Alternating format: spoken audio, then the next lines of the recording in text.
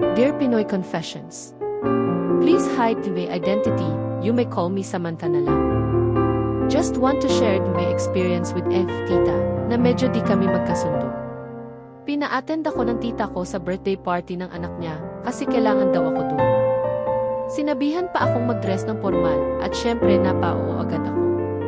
Pagdating ko sa party, medyo madami na ang tao. May mga kumakain, may iba naman abala sa sarili nilang ginagawa.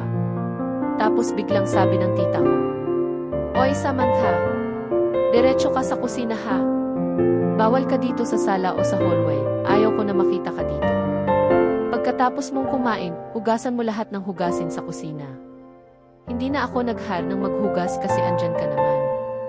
Aba, ang putek. Akala ko bati na kami. Alam niyo ba ang ginawa ko? Pagkatapos kong kumain, umakting akong sobrang sakit ng tiyan ko at sabay umuwi. Hindi na ako nagpakita pa hanggang ngayon at block ko na rin ang number niya. Tama ba ginawa ko? Kung kayo sa sitwasyon ko at di kayo magkasundo ng tita mo, ano gagawin niyo?